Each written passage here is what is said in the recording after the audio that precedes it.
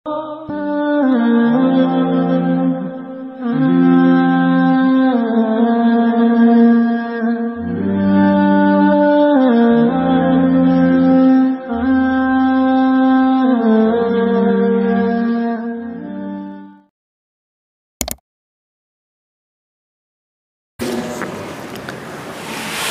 अय्यामा मिनकुम वस्सालिहीन मिन इबादिकुम व इमाइकुम इन यकूनु फुक़राअ युग़निहुमुल्लाहु मिन फ़ज़लिहि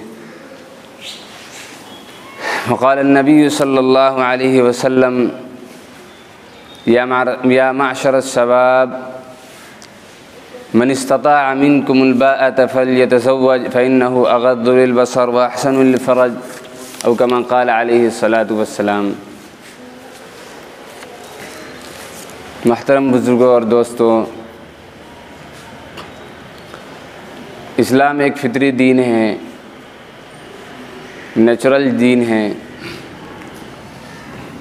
और इंसान के जो फ़ितरी तकाज़े हैं, यानी इंसान होने के साथ जो उसकी ज़रूरतें होती हैं, इस्लाम उन तमाम ज़रूरतों का ख्याल करता है।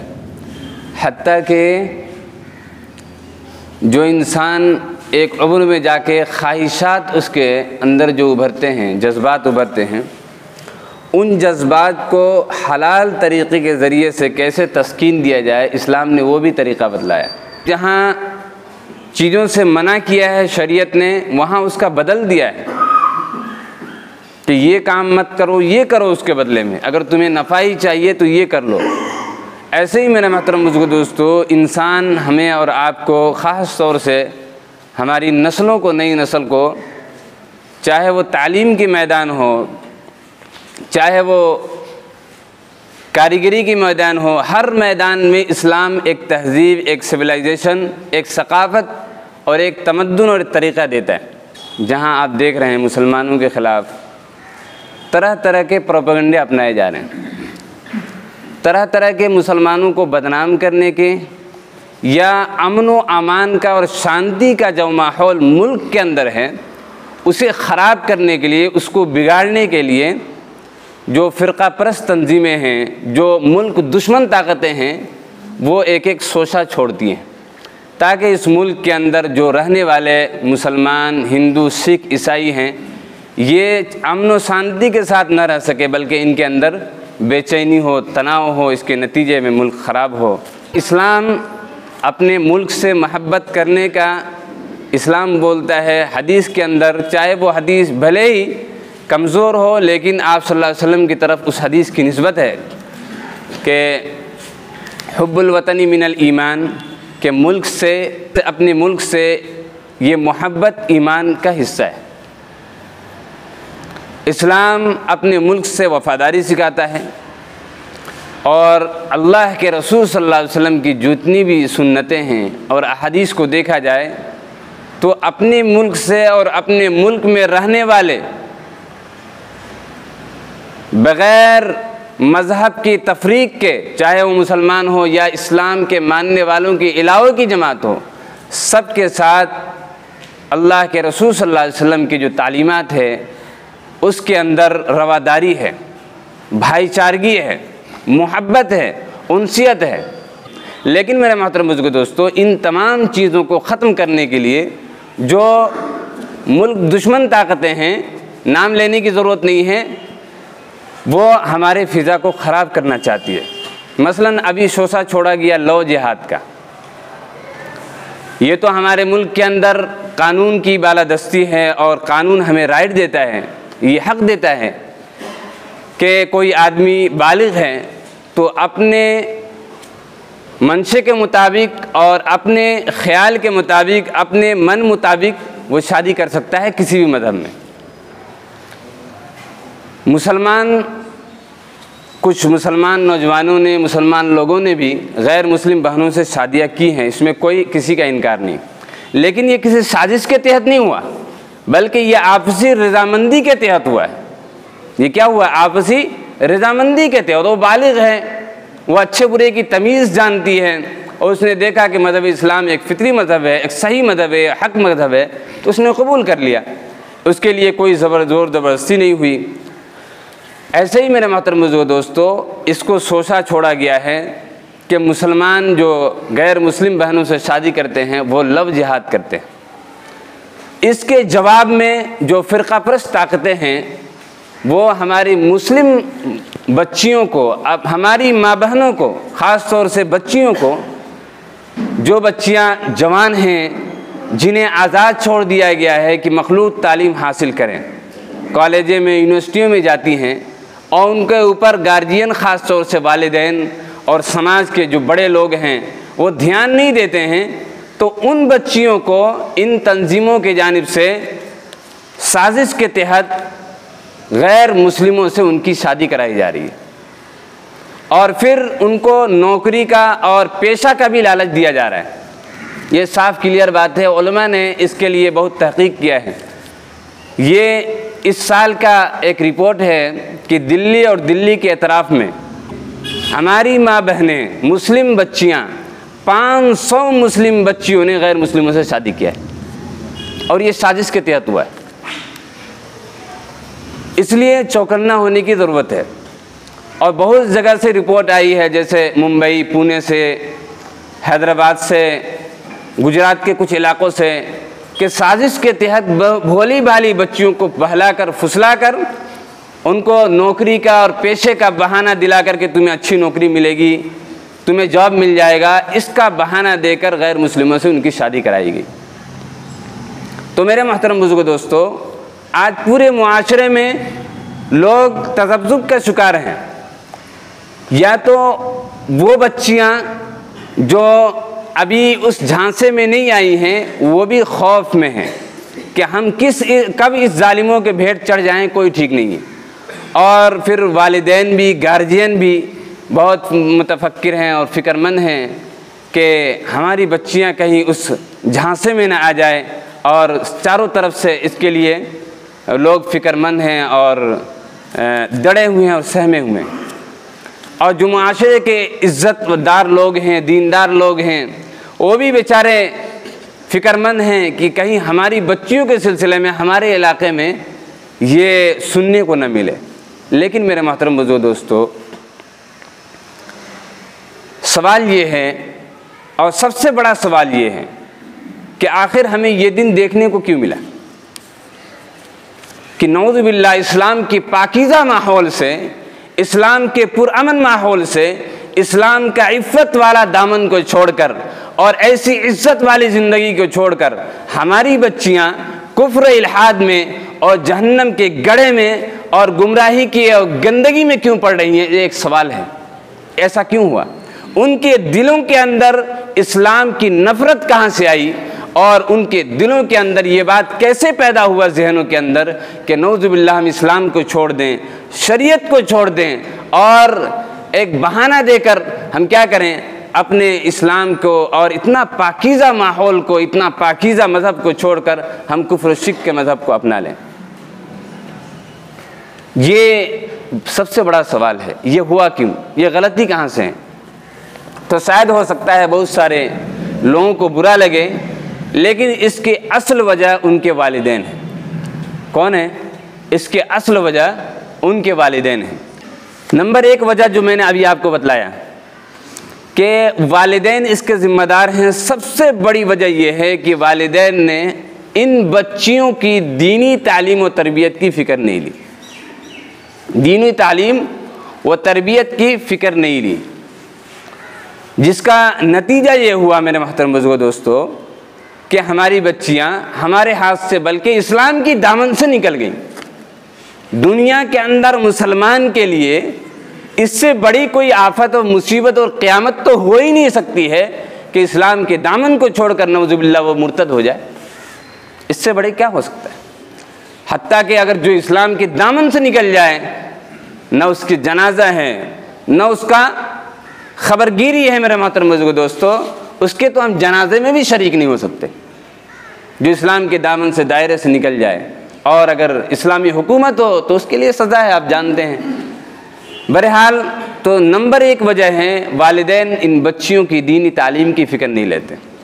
आज मैं बारह कहा करता हूँ कि लोगों ने शरीयत को और दीनी तालीम व तरबियत को नाज़रे कुरान में समेट दिया। लोगों के जहन में क्या बैठ गया कि नाज़रे कुरान हमने अपनी बच्चियों को पढ़ा लिया, हमारी दीनी जिम्मेदारी ख़त्म हो गई। ये शैतान का इतना बड़ा चाल और धोखा है कि इस धोखे में आकर दीनदार लोग भी अपनी बच्चियों से हाथ धो बैठे। एक तो होता है अपनी औलाद का मर जाना, इंसान सब्र कर लेता है, लेकिन इस्लाम की दामन से निकलकर वो मुर्तद हो जाए, वो बाप कैसे जिंदा रह सकता है? वो कैसे चैन की नींद सो सकता है? क्या इस्लाम की दामन से जो बच्चा निकल गई और मुर्तद हो गई, वालिद की नजात हो जाएगी? आप बता दीजिए। हालांकि कुरान ने कहा था, या अय्युहल्लज़ीना आमनू क़ू अनफुसकुम व अहलीकुम नारा, ऐ ईमान वालो अपने आप को, अपनी औलाद को जहन्नम की आग से बचाओ। तो सबसे बड़ी जिम्मेदारी है वालिद की, वालिदैन की, माँ बाप की, कि इन बच्चियों की तालीम और तरबियत के सिलसिले में हम ठोस कदम लें और वक्त का सबसे बड़ा तकाजा समझकर अपने दुनियावी कारोबार को आगे पीछे कर कर, आज नहीं कल कारोबार इंशाअल्लाह कर देंगे, लेकिन ये बच्ची अगर हाथ से निकल गई तो आप ये न समझिएगा कि हम तो दीनदार हैं, हम नमाज पढ़ते हैं, हम रोज़ा रखते हैं इंशाअल्लाह, हमारी बच्चियों के साथ ये नहीं होने वाला। नहीं, सैकड़ों और हज़ारों की तादाद में जो लोग दीन के दावेदार थे और दीन के ठेकेदार समझते थे अपने आप को, उनकी आंखों के सामने बच्चियों ने मुर्तद होकर दिखाया, उन्होंने संजीदगी से कदम नहीं उठाया। तो दीनदार घरानों की बच्चियां, और बाद में कहते हैं जाइए हमें इससे कोई मतलब नहीं है, वो मर जाए, ये कह देने से काम चलेगा क्या? ये जो मुर्तद हुई इसकी जिम्मेदारी तो आपको उठानी पड़ेगी ना, इसके बारे में पूछ होगा ना। अल्लाह के रसूल सल्लल्लाहु अलैहि वसल्लम से सहाबी रसूल ने पूछा था कि अल्लाह के रसूल सबसे ज़्यादा हमारा ऊपर किसका हक़ है? तो कहा माँ बाप का हक़ है। और फिर कहा कि माँ बाप अगर ना हो तो सबसे ज़्यादा किसका हक़ है? तो कहा बच्चों का हक़ है, औलाद का हक़ है।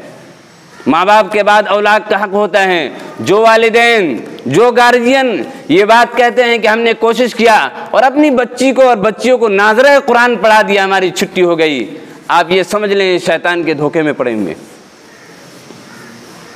ये शैतान के धोखे में पड़े हुए हैं। आज नौजवान नस्ल कहाँ जा रही है मेरे मोहतरम बुजुर्ग दोस्तों, बहुत गौर करने का मकाम है। हमने इनके लिए कितना ठोस कदम लिया है, कितना संजीदगी से सोचा है और कितना इनकी तरबियत का एहतमाम किया है। आप यहाँ बैठे हैं, अपने दिल पर हाथ रखकर आप खुद फैसला कर सकते हैं, आप खुद फैसला कर सकते हैं कि अपनी बच्चियों को नाहक और शरीयत को तोड़ने में और अल्लाह के हुक्म को तोड़ने में हमने कितने बार अपने दिल से उन्हें समझाया है, उन्हें बुझाने की कोशिश की है, उन्हें बताने की कोशिश की है, और कितना बार अल्लाह से हमने मांगा है उठकर, या अल्लाह रब्बी हबली मिनस सालिहीन। कुरान ने क्या दुआ सिखलाया है, क्या दुआ सिखलाया है, प्यारा अंदाज में दुआ सिखलाया है। अपनी औलाद के लिए दुआएं करें, रब्बी हबली मिनस सालिहीन, या अल्लाह मुझे नेकोकार औलाद अता फरमा, अस्लिह ली फी ज़ुर्रियती इन्नी तुब्तु इलैका व इन्नी मिनल मुस्लिमीन।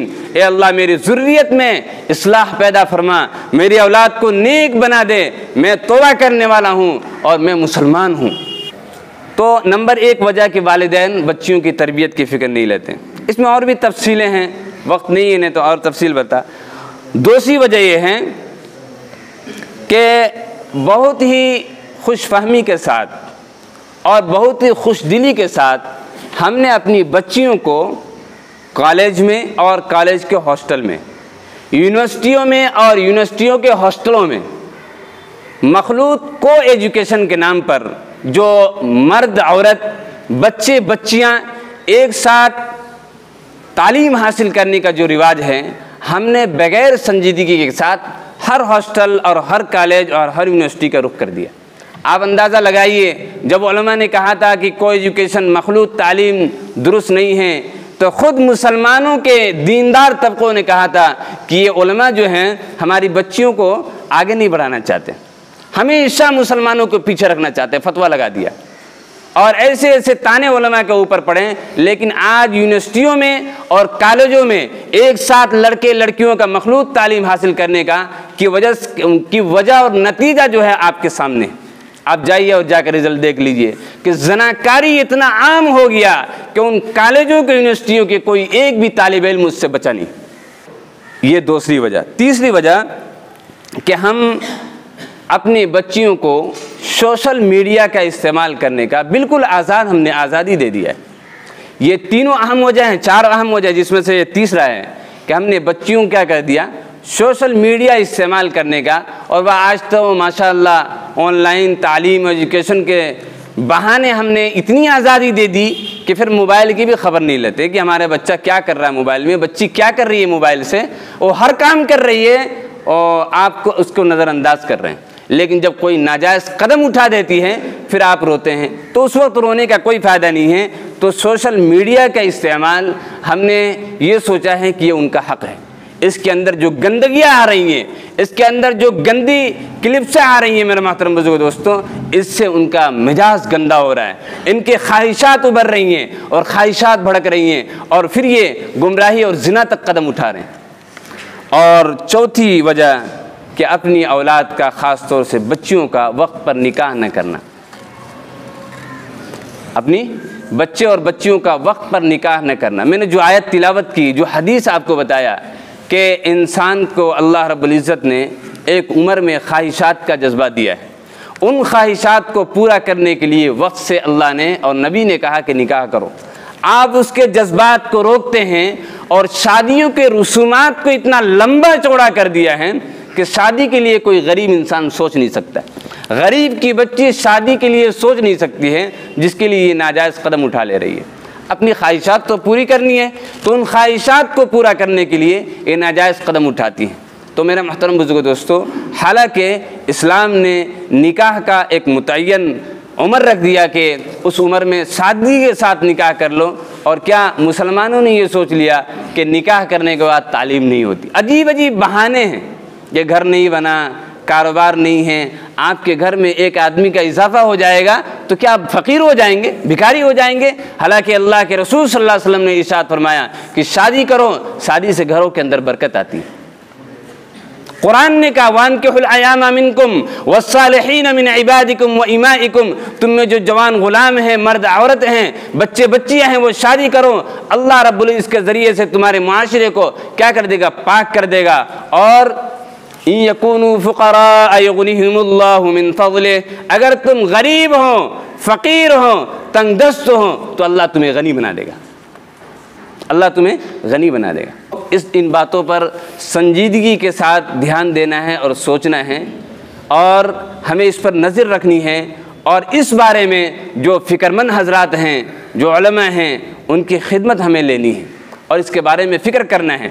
अपनी बच्चियों पर ख़ास नज़र रखें, ख़ास तौर से उन बच्चियों पर जो हमारी बच्चियां गैर मुस्लिम इलाक़ों में ट्यूशन के लिए जाती हैं, कॉलेज के लिए जाते हैं, तालीम हासिल करने के लिए जाती हैं। कहीं ऐसा तो नहीं है कि वो किसी बातिल प्रोपेगेंडे के शिकार होकर और फिर मुर्तद हो रही हैं। आप इस बारे में संजीदगी के साथ फ़िक्र लें कि उनका ताल्लुक़ कहीं नाजायज़ तो नहीं हो रहा है, इसके लिए आप फ़िक्रमंद हों, क्योंकि हमारी आपकी ये सबकी ज़िम्मेदारी है। हम अपनी बच्चियों का, अपनी माँ बहनों का, उनके पर्दे का ख्याल करें और उनकी इफ़्फ़त का, उनकी इज़्ज़त का और ख़ास तौर से उनकी ईमान की हिफाजत करना हमारी और आपकी सबकी ज़िम्मेदारी है। अल्लाह रब्बुल इज़्ज़त से दुआ है, अल्लाह रब्बुल इज़्ज़त हमारी और ख़ास तौर से हमारी माँ बहनों की ईमान की और इज़्ज़त व आबरू की हिफाजत फरमाएँ। आमीन व आखिर दावाना अल्हम्दुलिल्लाहि रब्बिल आलमीन।